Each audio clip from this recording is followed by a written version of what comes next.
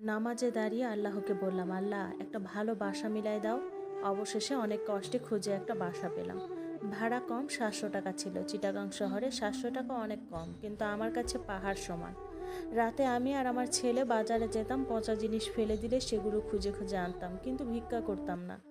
আমার ছেলে আম খেতে চাইতো, আম আমি খাওয়াতে পারতাম না। বাজারে পচা আম পেলে সেটা দুইজনে খেতাম। ভাগ্য ভালো হলে একসময় একটা অর্ধেক ভালো আমও পেতাম। মরিচ হলুদ থাকতো না, তরকারি শুধু লবণ দিয়ে রান্না করে খেতাম।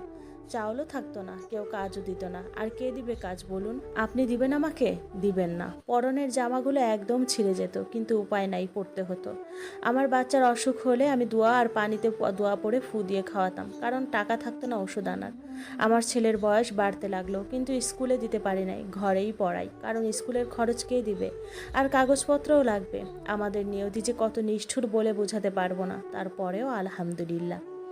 আল্লাহকে সবসময় বলছি, আল্লাহ আমার এরকম জীবনযাপন থেকে একটু মুক্তি দাও, না হলে আমার সন্তানের মৃত্যু দাও। আমি জানি না আপনারা কখনো আপনাদের সন্তানের মৃত্যু চেয়েছেন কিনা, কিন্তু আমি চাই। আমার বাচ্চাটা এখনও ছোট, আমি তাকে দুইটা খেতেও দিতে পারি না। সময় চলে যায় তার আপন গতিতে। 2019 সাল ঢুকলো। হঠাৎ মাঝরাতে একটা অচেনা নাম্বার থেকে কল আসলো। কল দিল আমার সাবেক বর। তার নাকি টিবি রোগ আর পাকস্থলীর ক্যান্সার ধরা পড়েছে। আমার কাছে মাফ চাইলো। আমি তাকে মাফ করে দিলাম। তাকে বললাম 2 দিন না খেয়ে আছি, আমাকে কিছু টাকা দিবে? দান হলেও করো। তখন সে বলল, আচ্ছা ব্যাংক নাম্বার দিও। তখন আমি আমার বাড়িওয়ালাকে বললাম। তিনি তার ব্যাংক নাম্বার দিল। 2 দিন পর 1 লাখ টাকা দিল আর বলল আওয়ালে আখেরে মাফ করে দিতে। আমিও মাফ করে দিলাম আওয়াল আখেরে। টাকা তুলে বাড়ির মালিক দিল। আমি বাড়ি ভাড়া দিয়ে আর 5,000 টাকা নিয়ে বাহিরে যাব বাজার করতে। বাকি 91,000 টাকা আমি কোরআন শরীফের ভিতরে রাখলাম। তারপর ছেলেকে নিয়ে চালের বস্তা কিনতে গেলাম। ওমা, চালের বস্তা কিনে আনার পর দেখি ঘরের তালা ভাঙা। তাড়াতাড়ি ঘরে গিয়ে দেখি কোরআনের কভার খোলা। কোরআনে টাকা নেই। আমি হুঁশ হারিয়ে ফেললাম। বাড়ির মালিককে বললাম, তিনি বলেন, আমি কি জানি, সামনের মাসে ঘর ছেড়ে দিয়েও তোমাকে রাখা যাবে না। আমি জানি না টাকা কে নিছে, তবে সন্দেহ হয়। আর মুসলিম সন্দেহ করা গুনাহ। আল্লাহ বলেন, না জেনে ধারণা করা থেকে দূরে থাকো। পরের মাসে ঘর ছেড়ে দিলাম। অনেক কষ্টে একটা ঘর জোগাড় করলাম। টাকার শোকে পাগল হয়ে গেছি।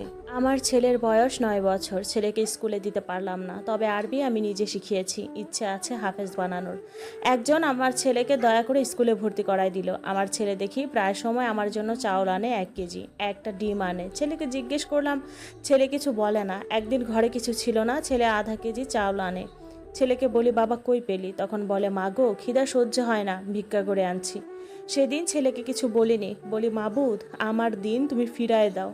ঈদ আসে, ছেলেকে কাপড় তো দূরের কথা, ঈদের দিন 2টা ভাতও দিতে পারিনি। এর মধ্যে আমি আমার ছেলেকে কোরআন মুখস্থ করাই। তাকে মুখস্থ করাতে করাতে আমারও মুখস্থ হয়ে যায়। 2020-এর 2 জানুয়ারি আমরা মা ছেলে কোরআনের হাফেজ হই।